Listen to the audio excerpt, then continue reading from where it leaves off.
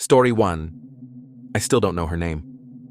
It was just past 2 in the morning, and the city felt empty in that nice, sleepy way. Mia was curled against the passenger window, breathing slow, her jacket pulled over her shoulders like a blanket. We had eaten too much pasta downtown and laughed too loud, and now the streets were ours. I remember smiling at how the traffic lights turned red just for us, like the city was tucking itself in. We stopped at the intersection of 9th and Calder. The light stayed red and stayed red. 30 seconds, a minute, nothing coming either way. I drummed my fingers on the wheel and glanced in the rearview mirror to check the back seat. Old habit from years of driving rideshare. She was already there.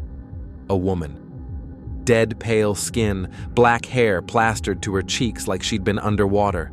White dress soaked through, clinging to her bones.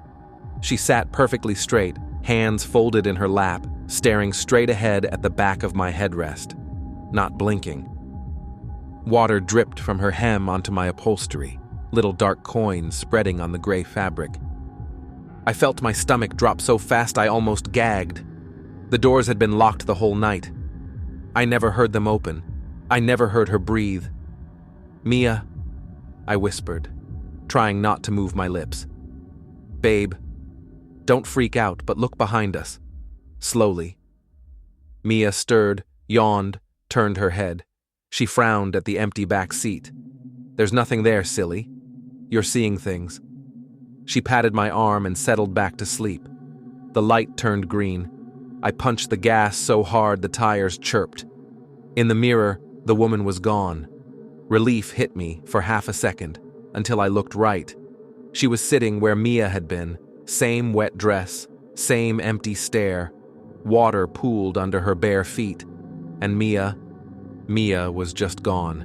Seatbelt still buckled, jacket still warm, but no body inside it, like someone erased her. I screamed her name. The woman didn't move. She just kept staring forward as if I wasn't there. The radio, which had been off, clicked on by itself. Soft piano started playing, then a voice, male and female singing together. A love song, beautiful, one I had never heard in my life. But the words were about a wedding on a rainy October afternoon 2 years from now.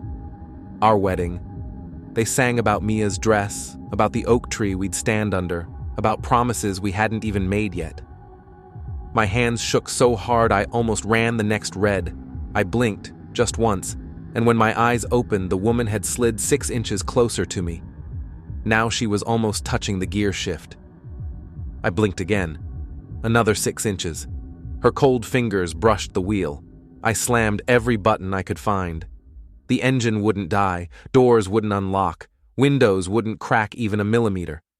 The child locks glowed red like angry eyes. The GPS woke up.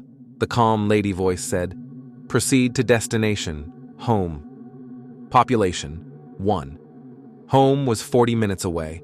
The route it showed wasn't roads I recognized. It wanted me to turn left into an alley that shouldn't exist, between 2 buildings that were welded together. I blinked again. She was in my lap now, her wet hair on my neck, smelling like river and old lilies. Her mouth opened, but no sound came out. Her eyes were solid black, deeper than anything natural. "Mia!" I yelled at the empty passenger seat. "Mia, please!" The radio singers reached the last chorus. They sang about growing old together, about a house with blue shutters, about children we would never have now. The woman placed her hands over mine on the steering wheel. Ice shot through my bones. The car turned left by itself, tires squealing, into the alley that opened like a mouth. Streetlights ended. Buildings ended. There was only black road and black trees rushing past. I tried to close my eyes forever so I wouldn't have to blink again, but you can't. You always blink. When I did, her face was against mine, lips to my ear. Finally, she spoke, voice like water in a coffin. "She's waiting for you at home," the woman whispered. "Only 1 seat left." The GPS beeped cheerfully. Arriving at home. Population, 1. I looked out the windshield one last time, and saw our little blue house at the end of the road, porch light on, front door wide open. There was a woman in a white dress standing on the steps, waving. She looked exactly like Mia. But Mia's seat was still empty, and the car rolled forward all on its own, slow and gentle, like it was bringing me to our wedding. I haven't stopped driving yet. If you're reading this, and your radio ever starts playing a song you'll only hear 2 years from now, don't blink. Story 2. They say the Riverside Tunnel is exactly 2 miles long. I know that because I've driven it 100 times. But that night, it lied. We left my mom's place around 11:30. Weekend traffic on the bridge was murder, so I took the tunnel like always. Me driving, Sarah beside me, Jake in the back with his headphones, Lily half asleep on his lap, hugging her stuffed rabbit. Normal Saturday night. The kids were quiet, the radio played low. City lights disappeared behind us as we rolled down the ramp. Halfway in, the other cars just stopped existing. 1 second there were taillights ahead, the next second, nothing. Just our minivan and yellow lamps flickering every 50 feet. I thought everybody had suddenly taken an exit I missed. Then I realized there were no exits anymore, only smooth concrete walls rushing past. Miles acting weird? Sarah asked, looking at the dash. Instead, the same cracked tiles, the same rusted pipes overhead, the same faded, slow painted on the road, over and over like a video loop. Jake pulled out his phone to film it. Full bars. He called 911. A little girl's voice answered, soft and sweet. "Emma," it whispered. "That's my daughter's name. Emma." He hung up and tried again. Same voice. "Emma, come play." Every phone in the car started doing it. Even mine, even though it was on airplane mode. Just that tiny voice saying her name, closer each time. Sarah turned to check on the kids. Emma was staring at the wall, eyes huge. Fresh graffiti had appeared since we looked last. Big red letters dripping like wet paint. I pressed the gas. 70, 80, 90. The engine screamed, but the tunnel never changed. New words bled onto the concrete right in front of us. Jake started crying. Not loud, just quiet tears running down his face while he stared at his phone.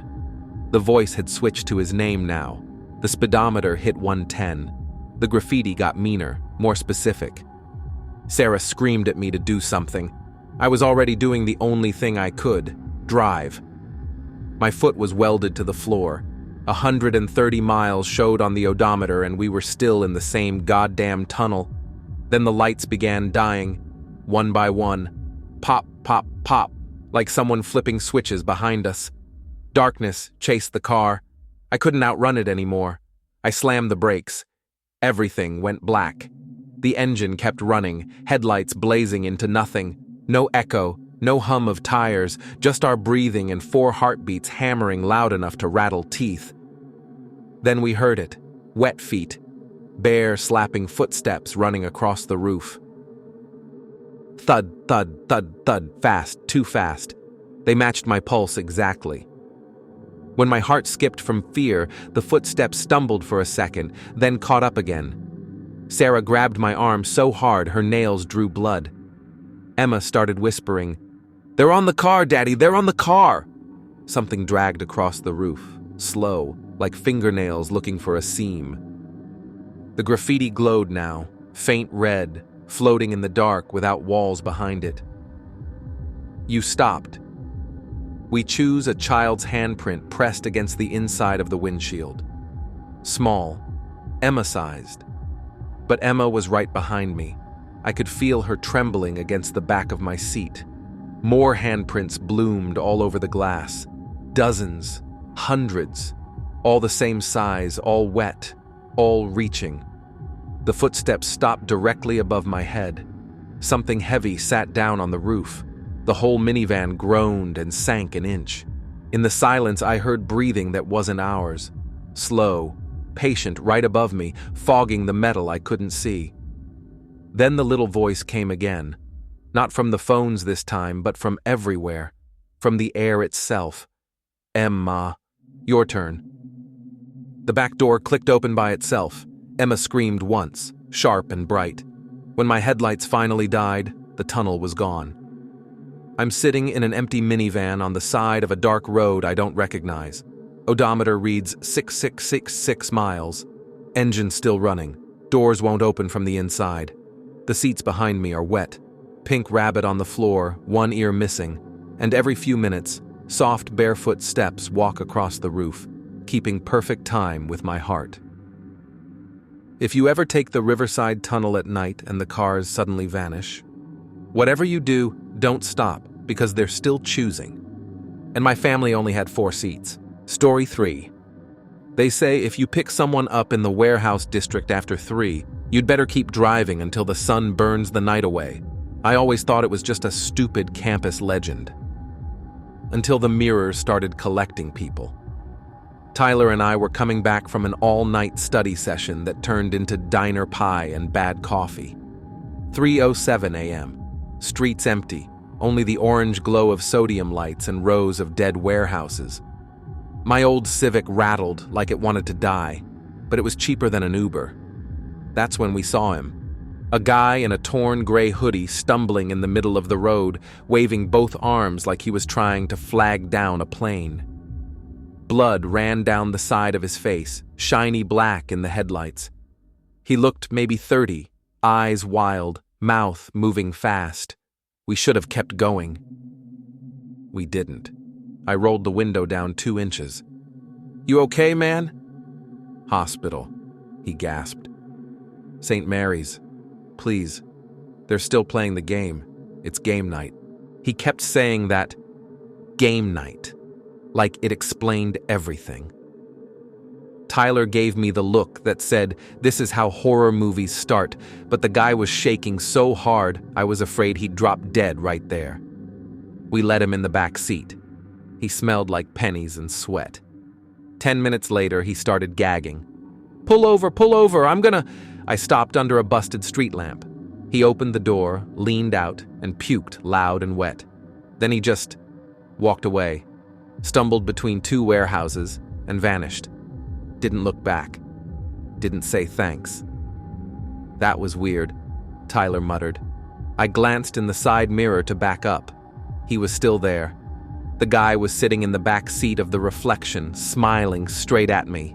Blood dried on his cheek, eyes too bright. But when I spun around, the seat was empty, just a dark blood smear on the upholstery that hadn't been there before. "Ty, look at the mirror." He looked, went white. "Drive." I drove. 5 miles later, another person appeared on the shoulder, an old woman holding her stomach. Same frantic wave, same blood on her clothes. We sped past. In the side mirror, the first guy started screaming. No sound, just mouth stretched wide, fists pounding the glass from the inside. Another 5 miles. A teenage girl dragging a broken leg. Same wave. We didn't stop. Now, there were 2 faces in the mirrors, screaming silently, clawing to get out. Every few miles, another one. Same desperate, bloody, waving exactly the same way, like they'd rehearsed it. Construction worker, businessman in a ripped suit, little boy no older than 10, a nun. We never stopped again. By the time the sky turned pink over the river, all 7 mirrors, side, rear view, even the tiny makeup one on the visor, were full of them. 7 strangers we never let inside the car, pressed against the glass from the wrong side, mouths open in endless screams, eyes begging. The first guy was still smiling, though. Only him. Tyler was crying quietly. I couldn't feel my hands anymore. We pulled into a gas station because the tank was almost empty, and we thought daylight might save us. It didn't. The pumps had mirrors, too. Those stupid security domes on the ceiling. Everyone showed our car packed with people. Shoulders overlapping, bloody hands smearing the windows from inside. In real life, the car was empty, except for us, and that one dark stain in the back. The attendant came out, chewing gum, bored. "You guys okay? You're white as milk." I pointed at the car with a shaking finger. "You see anyone else in there?" He looked, frowned. No, just you two idiots fighting or something? Tyler grabbed my sleeve. Don't fill up, just go. We peeled out, tires smoking. The mirrors are worse now. They bang sometimes, like knuckles on glass. At red lights, I catch them shifting, trying to push through. The little boy is always in the rear view when I check on the back seat that isn't empty anymore in their world. I haven't slept in 3 days. Tyler won't answer his phone. If you're driving the warehouse district after 3 and someone waves the same way, both arms high, palms open, blood on their face, keep going. Because the game isn't over. They still need one more player to make 8. And my passenger seat just got cold. Story 4. They say the elevated freeway has 2 lanes going east, and only 2. Everyone who drives it at night knows that. But sometimes, just sometimes, a 3rd lane appears on the left, and you really don't want to look over. It was a normal Thursday. Laura and I were coming home from her sister's birthday thing, stuck in the usual crawl above the river. Brake lights for miles, radio murmuring some old song we both liked. She was painting her nails in the passenger seat, cap between her teeth, humming. Then everything stopped. Dead stop. Not slow, just nothing. Engines off. Silence. I leaned out to see what the holdup was. That's when I noticed the extra lane. To our left, another freeway floated in the air, perfect mirror of ours. Same concrete, same guardrails, same red taillights stretching forever. Even the cracks in the road were identical. And the car right beside us was ours. Same dent on the door, same pine tree air freshener swinging from the mirror. Inside sat me and Laura. Duplicate me looked as confused as I felt. Duplicate Laura had her nail polish brush frozen halfway to her thumb, staring straight at real Laura. Real Laura whispered, "Babe, that's us." The other Laura mouthed the exact same words at the exact same time. A chill crawled up my spine. Both cars inched forward together, like someone pressed play on 2 identical videos side by side. Then the other Laura reached into her purse. She pulled out a small silver pistol, one we don't own, never seen in my life. She smiled, soft and sad, and put the barrel under her chin. Real Laura screamed, "Go! Just go!" I slammed the gas. Tires spun, caught. We shot forward. The duplicate car did the same. Both of us racing nothing, engines roaring in perfect sync. That's when the gap between the freeways started closing. First a few feet, then inches. Guardrails scraped, sparks flew. I swerved right. The other me swerved right at the same second. Metal groaned like dying whales. Laura was crying, hitting the dash, yelling my name. I couldn't look away from the other lane. The other Laura still had the gun under her chin, finger tightening on the trigger, counting down with her eyes locked on real Laura. 20 feet apart. 10. 5. I smelled her nail polish burning. The roadways kissed with a scream of steel.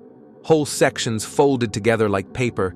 Cars from both sides smashed, flipped, vanished in fireballs that never touched us. Then silence. Dust settled. One freeway again. Traffic gone. Just empty concrete and moonlight. Our car sat alone in the middle lane. I looked right. The passenger seat was soaked red. Laura was gone. Only pieces of her nail polish brush and the cap between her teeth remained, stuck to the blood like tiny white islands. I touched my face. Wet. My shirt. Wet. All of it hers. I started shaking. Couldn't stop. Because I remembered the sound, her screaming the whole time the roads closed, begging me to save her, and I just kept driving straight. I'm still on the freeway. Been here for hours, maybe days. The odometer hasn't moved since the merge. No other cars ever come. Sometimes when the moon is right, I see the extra lane again on the left. Empty now, except once, just for a second, I saw myself driving alone, covered in blood, staring back with eyes that looked sorry. He lifted hand in a small wave, like he was saying, "Don't worry, it'll be over soon." Then he faded. I keep waiting for the lane to come back. I keep hoping this time Laura will be in the passenger seat of the other car, alive, waving for me to follow, but every time it appears, it's only me, and the seat beside me stays wet. If you're ever on the elevated freeway at night and traffic suddenly stops for no reason, don't look left, because whatever you see over there might be the version of you that already made the wrong choice. And the roads only need one of you to keep going. Story 5. They say when the city sleeps, the elevated freeway sometimes splits in mind. I never believed it until the night it copied us. Laura and I were crawling home at 1 a.m, tired and quiet after a stupid fight about money. The freeway was packed but moving, red rivers of brake lights above the black water far below. Then, without warning, every car just stopped. Engines still running, radios still playing, but nobody going anywhere. I rolled the window down. Nothing. No crash, no sirens. Just silence and the smell of hot brakes. Laura looked left and gasped. 10 feet away floated another freeway. Same height, same lanes, same everything, same cars, same plates, same drivers frozen exactly like us. It hung in the air like a reflection with no mirror. Right next to us was our car. Same scuff on the door from the grocery cart last month. Same half-eaten bag of gummy worms on the dash. Inside sat me and Laura. The other me looked as shocked as I felt. The other Laura had her mouth open in the same little O she makes when she's scared. We stared at them. They stared at us. Then the other Laura reached into her jacket pocket. She pulled out a gun. Small, black, ugly. We don't own a gun. Never have. She pressed it under her chin and smiled at the real Laura like she was saying sorry. Laura screamed, "Drive, baby, drive!" I punched the gas so hard my head hit the headrest. Tires smoked. The duplicate car did the same thing at the exact same second. Both of us racing nothing, side by side, engines screaming together. The space between the two freeways started shrinking. Slowly at first, like someone pulling a zipper. Guardrails scraped, sparks showered, 30 feet, 20, 10. Laura was sobbing, hitting the dashboard, yelling my name over and over. I couldn't look at her. I was watching the other Laura. Her finger was tightening on the trigger. She kept her eyes on my Laura the whole time, tears running down her cheeks. 5 feet, 3. Metal howled. Cars on both sides started smashing together, folding like tin cans. I smelled burning rubber and something sweeter. Laura's perfume mixed with blood. Then everything slammed shut, a sound like the world breaking. When the dust cleared, there was only one freeway again. Empty. Moonlight on cracked concrete. No other cars. Just ours, sitting dead center. I looked right. The passenger seat was soaked dark red. Laura was gone. Only her phone lay in the puddle, screen still glowing with the last text she never sent me. "I'm sorry," I yelled. My hands, my shirt, my face, everything dripped with her. Warm at first, then cold. I don't remember the screaming stopping. I only remember it going on and on while the roads closed, her voice getting smaller as the gap disappeared. I'm still here. Engine won't turn off. Doors won't open. The blood dried hours ago, cracked like old paint. Sometimes the extra freeway comes back on the left. Empty now. Just moonlight and wind. Once, I saw myself driving alone over there, covered in blood, staring across with eyes that looked dead tired. He lifted one hand, slow, sad wave, like he was telling me it's almost over. Then he was gone. I keep waiting for the lane to appear again with Laura in the passenger seat, alive, smiling, telling me to cross over and pick her up. But every time it shows up, it's only me. And the seat beside me stays wet and empty. If you're ever on the elevated freeway at night and every car stops for no reason, don't look left, because one of those roads is going to keep you. And it only needs one. Story 6. They say the boulevard never forgets a license plate. I thought it was just something drunk college kids said after too many beers. Now I know it remembers everything. It started like any other Friday. I promised Ava and Zoe a late showing of that new horror movie they wouldn't shut up about. 10:45 p.m., downtown mostly empty, just neon and the smell of rain coming. I was driving my old silver Tahoe, girls in the back arguing over popcorn flavors. Then the first billboard changed. Normally it's ads for beer or lawyers. That night, the whole thing went black, then bright white numbers appeared. 33. JLK 7742. That's my plate. I laughed, nervous. Somebody's pranking us. Ava took a picture. Zoe said it was probably a marketing stunt. Next block, same thing. Every digital sign, shoe store, bank, even the little gas station price board, all showed the same huge timer ticking down together. 003247, 003246, my plate underneath like a name tag. We sped up. The numbers never got ahead or behind. They just followed. By the time we passed the old baseball stadium, the giant scoreboard was lit up too, red numbers bleeding down the cracked screen. 019 by 12. The place has been closed 10 years, no power, but there it was, counting our minutes like a referee. Zoe started crying. Ava kept saying, "Dad, do something," in this tiny voice I'd never heard from her before. 6 minutes left. I yanked the wheel and screeched into the deserted 6-story parking garage on 5th and MLK.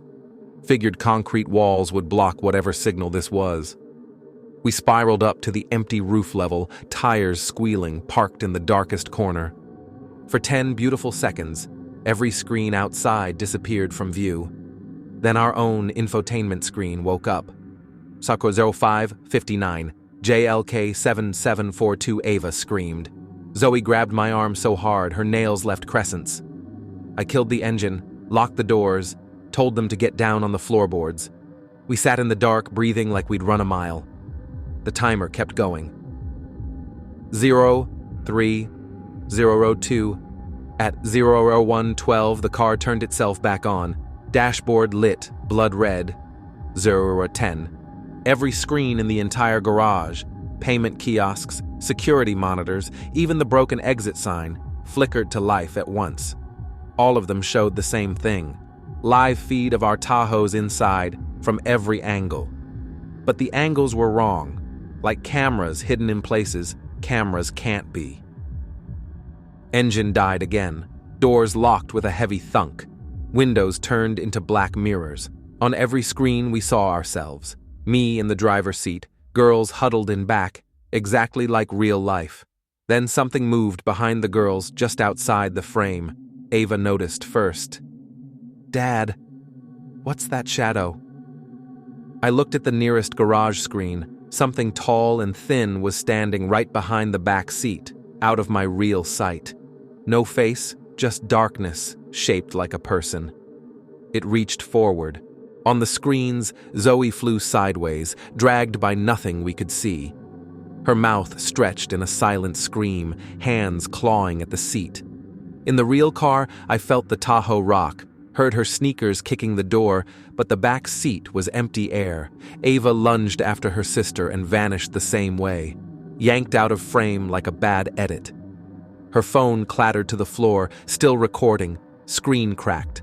Now every monitor showed only me, alone, breathing hard, covered in their handprints that weren't there a second ago. The timer hit EU0 and froze.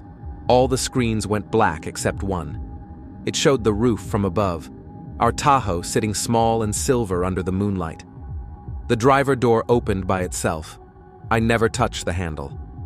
I'm still in the car. Doors won't unlock, engine won't start. Battery should be dead, but the infotainment stays on, looping the last 3 seconds of footage. Ava and Zoe disappearing, over and over, soundless. Sometimes the timer resets to 33 grous, and my license plate glows underneath. When that happens, I hear them giggling from the empty back seat, like it's all a game. If you ever see your own plate under a countdown on every screen in the city, don't try to hide. The boulevard always collects on time. And it still has 32 minutes left on mine. Story 7.